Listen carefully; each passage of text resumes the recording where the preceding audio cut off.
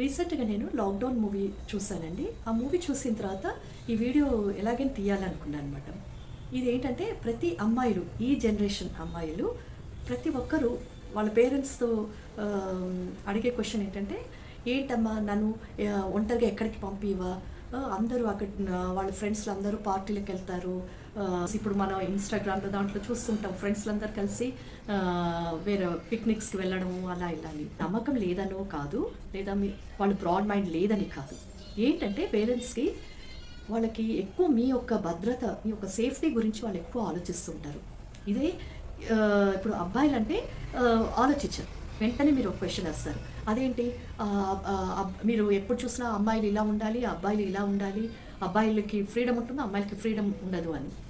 ఇక్కడ క్వశ్చన్ ఏంటంటే ఫ్రీడమ్ గురించి కాదు, అలాగే అబ్బాయి అమ్మాయి అలా డిఫరెన్స్ కాదు. ఇక్కడ ఏంటంటే ఎక్కువ అమ్మాయిలు నష్టపోతారు. అది మీకు నేనేమి డీటెయిల్గా చెప్పక్కర్లేదు. కానీ ఏంటంటే మీరు ఒక హ్యాబిట్ చేసుకోవాల్సింది చాలా ఇంపార్టెంట్. ఏంటంటే ఈ జనరేషన్ పిల్లలు ఒక స్కూలింగ్ అయిపోయిన వెంటనే, ఒక కాలేజ్కి వచ్చిన వెంటనే మీరు ఏమనుకుంటారంటే, మేము పెద్ద పిల్లలం అయిపోయాము, మాకు అన్నీ బాగా తెలుసు, మేము ఇండిపెండెంట్గా ఉండగలుగుతాము అని.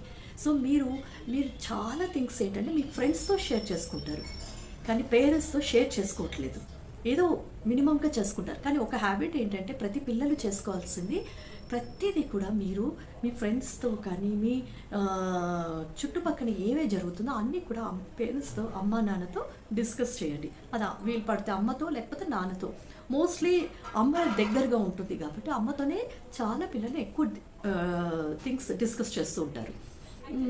అంత బెస్ట్ ఫ్రెండ్ ఎవ్వరూ లేరు ఫస్ట్ థింగ్. ఎందుకంటే అమ్మా నాన్న కూడా ఆ ఏజ్ పాస్ వచ్చారు కాబట్టి వాళ్ళకి తెలుసు, వాళ్ళు కూడా ఇలాంటి సిచ్యువేషన్నే వాళ్ళు కూడా ఫేస్ అయి ఉంటారు.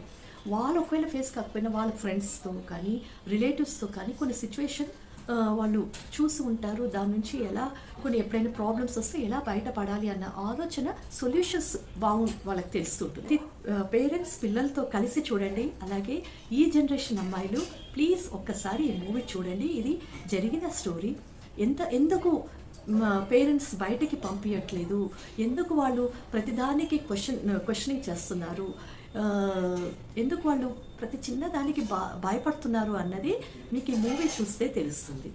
సో ఇంకా ఏమైనా మీకు డౌట్స్ ఉంటే కామెంట్ సెక్షన్లో పెట్టండి, నేను డెఫినెట్గా మీకు రిప్లై ఇస్తాను. జై శ్రీరామ్.